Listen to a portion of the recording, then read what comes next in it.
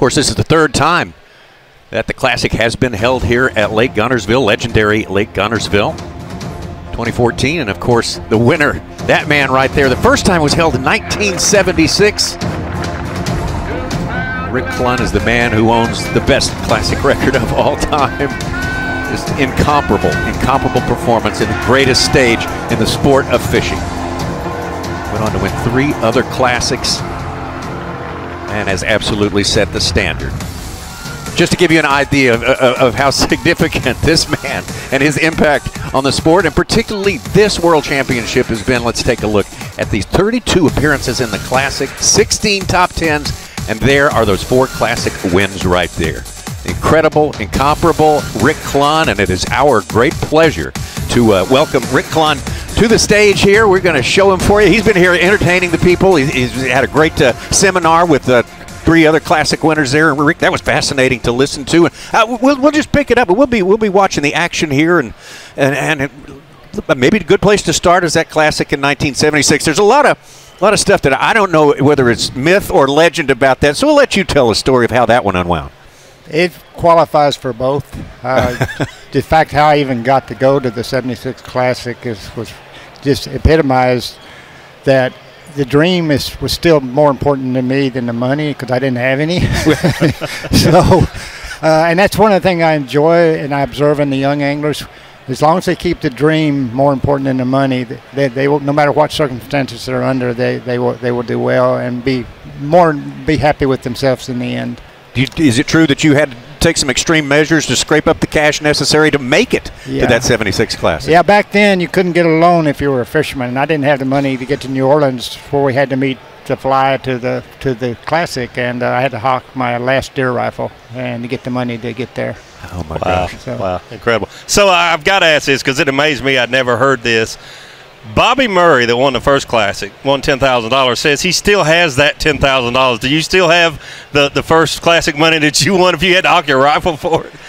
No, I don't. I'm like I said, to me it's always about the dream. The money, I just want to be able to pay my bills. Okay, I never thought about making a lot of money. I know, unfortunately, nowadays everybody thinks we're like football and basketball, and you're going to get rich the first time you win a tournament. And we all know that's not true. Talk about that. It's so interesting that I know people have passions for sport, but you're right. Our sport is more about passion than it is money. I mean, there's $1 million going to be given away here to the people in the Classic this week, so there's money involved, no doubt about it. But don't you agree that it's really about passion with bass fishing? Absolutely, and it's just yeah, we have to have it. We live in that society that you have to have enough money, but to be able to provide for your family and do what you love to do. But most of the anglers I've watched that excel never allow the money to take first place over the dream. And ultimately in life, I think that's, I've always had this saying, the only honor is being true to yourself, and the only reward is being intensely alive. Fishing does that for you. I mean, when you're on the water, you're about as live as it gets. Your senses turn on. You're watching everything around you, and the wildlife, nature itself. So, and I think that's why most of us don't die too soon. We live a little bit longer than we probably should, but we do. As we take a look at the action here on Lake Guntersville, watching our 4 leaders right there. Contrast Guntersville back then in '76 to the place where it is now. Is it just as resilient and productive as it was back as it is now? Oh yes, definitely, because it had probably more grass back then. Okay, and the one thing you're seeing right there in that one photo, the riprap, nobody fished riprap back then. Okay, 22 of my 27 fish come off riprap.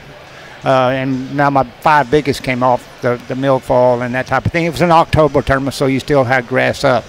But that's what you didn't see back then. And nowadays you can't hardly get on a bridge. Was there a reason for that? I don't know. I think it was mainly the grass is what everybody was attracted to. So productive. And it was so productive, and we weren't as smart back then. I don't care what you say. And we weren't forced to expand the areas, because there wasn't as many people on the water. As we watch the leader in the top right corner, Hank Cherry there, he put down 29 plus on the scales yesterday. He's getting a dose of something very special, and that is being the leader in the Classic, and I was asking Davey, there's got to be a huge difference from just competing in the Bassmaster Classic but having experience as the leader, because that's a whole new host of distractions, isn't it, especially those days when you hold the lead. Yeah, it is, because your ego starts to kick back in. That could be your worst enemy. You know, man, I don't want to blow this. You know, boy, you know, it got my family and 10,000 people, and I've got the lead. It's a lot harder psychologically than if you're trying to catch the leader. Yeah, but that's a good lead he has. Yeah, So, man. Yeah, but it's still 2 days on Guntersville. That could shrink very fast. And of course, you have a huge flotilla of boats, and your management skills as far as handling that are tested. No, like no one else's. They don't have a huge flotilla of boats, Tommy. You remember when David Fritz had 58 good point. boats follow him on the Classic? Don't you think Bassmaster Live keeps some people off the water and helps with that? Because I remember my first Classic, it was a year before Fritz had such a flotilla on High Rock, but even not just that one tournament, but in the 90s, gosh, I mean, if you were Rick Clunn, or if you were in contention to win, 20, 30, 40, 50, 20, 30, or 40 boats was not very uncommon, was it? No, I met Larry Nixon at one Classic going up a river, and we met in the curve of the river, and he had about 30 boats behind him, and I had about 30 behind me, and it looked like two covey of quail running together. I mean, they were going everywhere. It scared me. You know, it does get a little scary at times, that is for sure. We're celebrating 50 years, Rick, and the first Classic, 71. How widespread was the word? How did you get word of this event, and how closely were you able to follow it? You're talking about the very first Classic in 71. I was very aware of it because I wanted to fish in the outdoors from the time I was 6 years old, but the vehicle didn't exist. Okay, you had to become a marine biologist like Ken Cook or somebody else. But all of a sudden, the vehicle appeared. You know, Ray Scott started B.A.S.S. And then, boom, there was the Classic. Yeah. And the Classic is really where most of these dreams came from. Golly, I want to go fish that and win the Bassmaster Classic. And so that was really, but we didn't have all this. All we had was the magazine that came out later. Mm-hmm. You know, nobody knew who won unless you knew a family member or something. So now it's so alive, and golly, I love it. I mean, I know Davey's doing the same. I'm going, that's the way I like to fish. Yes. I'm watching these guys. Golly, why am I not out there? Oh, my gosh. So you have to say that was the true stroke of genius in the whole sport, right? There was a creation of this experiment back in 1971, huh? Well, that and it took several layers, and not to bring up any heartbreak here, but one of the biggest changes took place is when Jerry McInnes started trying to convert this into a true professional, us as true professionals, dressing with wrap, having our own boats, representing our own boats type stuff. Because before then it was comical at times if you watch the Classic. Well, At one time, you know, we had this big sow bass following us around. Ray Scott and Bob Cobb had this big sow bass following us around, and everybody's making comments about her, you know, and I was just embarrassed, you know, to show. But now it's really done very, very well. So that's even changed a bunch, and it creates more of a legitimate following, what I call. Yeah, I agree with you 1,000% there. Jerry made some people mad because he demanded certain things. When you're on camera, you're going to do this or not do that. Right. But it was all to elevate us as competitors, as professionals, and he did. Give him credit. He obsessed about that 24/7. That is for sure. Okay. Got Hank Cherry with a 6.5 pound almost lead over John Cruz right now. Todd Auten, who put his limit together early today, looked very, very, very solid right there in third place, and just making that cut is so essential today. I mean, it's everything.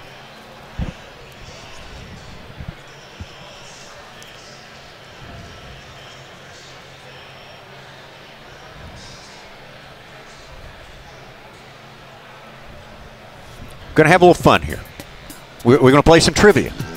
Uh-oh. And Rick gets to be the last guy to guess on each one of these trivia questions. Here's the first one. What item did Rick Clunn have to sell? Well, we already know that already.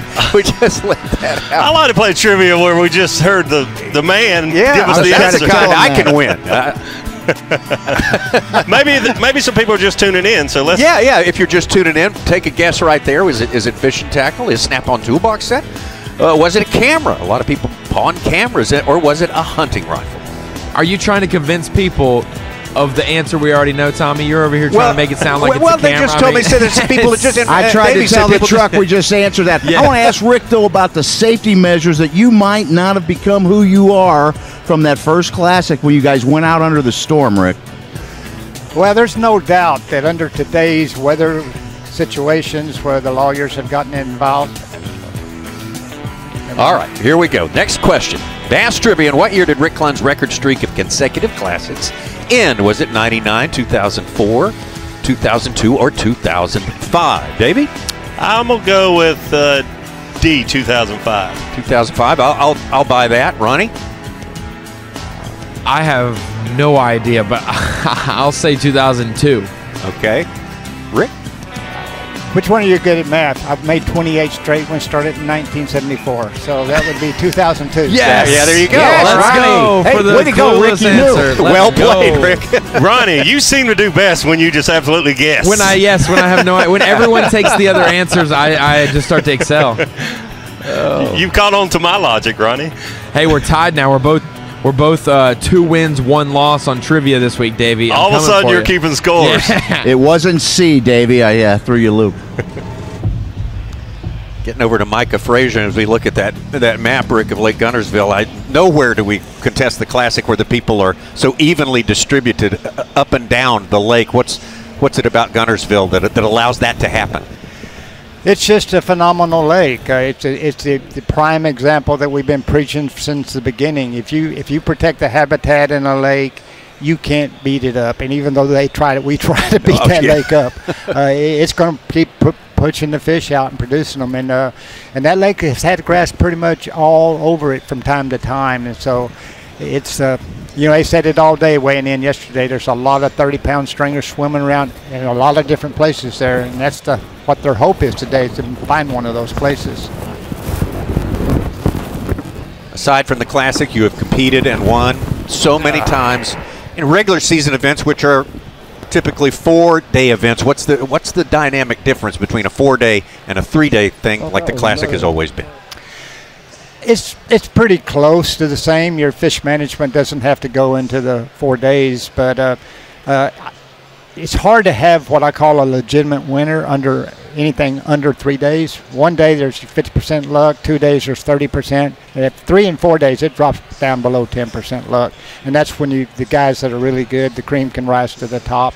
So three days you can't bust 100 pounds probably, but that's about the only difference, like you could in 4 days. Yeah. Were you able to watch some live, Bassmaster Live yesterday or this morning before you've been on here with us? No, I have not, because we're working the show, and the first little bit I've got to watch is being here this morning. Does anything jump out at you as being different than maybe you expected? Because I'm like you, I see some of the places you're like, wow, I'd like to be throwing that bait right there where he's at. There's no secrets here anymore. Used to, in my early career, I thought I could find fish that weren't being fished, and you could from time to time, but with GPS and all the good local anglers now, that's really, you're hardly ever going to see that again, except with the deep fish, like Cody Huff knows how to fish. He's fished his fish nobody else fishes. And that's due to electronics, fish suspended, acting like stripers. But no, here, I expected docks to play a role. Remember when George Cochran won here, they were jerking. A lot of guys, I think Jonathan Van Dam called his fish jerking the jerkbait around docks. Rip Rap played a role back in those time frames as well. Then Cochran won his out jerking a jerkbait on looked like Hank is doing right now. He's on Rip Rap. But everything you see is what you expected to see. They're fishing so far anyway.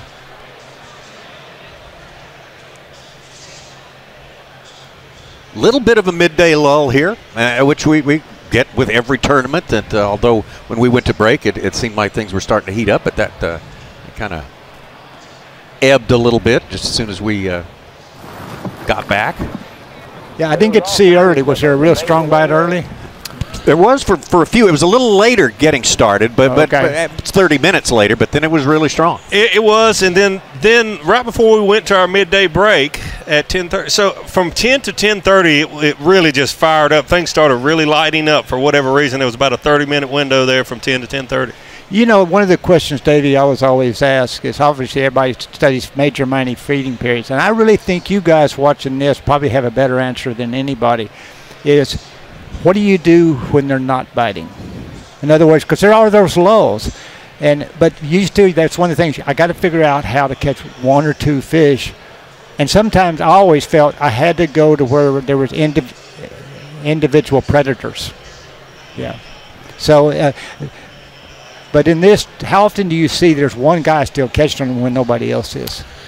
Not very often, I'd say. No, there seems to be those, just like you say, those windows. And if a guy can catch a fish or two, to me, it's almost like that's when you can really gain advantage on the field, when you can catch those fish when everything isn't firing up like we have seen at different times yesterday and today. And that was going to be one of our questions for you. What is the reason for that phenomenon? Why does it turn on 50 miles up and down a lake at the same time? A little bit.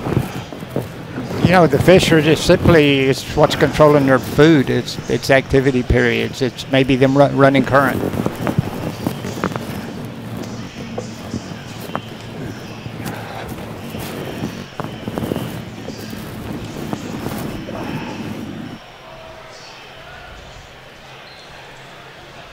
Well, there we go. Maybe we're starting a little flurry right now. Rick, I can't thank you enough for coming by and being a part of it. Everybody wants to it's a young sport when you compare it to all the other sports. 50 years is not that much. And how would you rate the development and the progress this sport has made in those 50 years?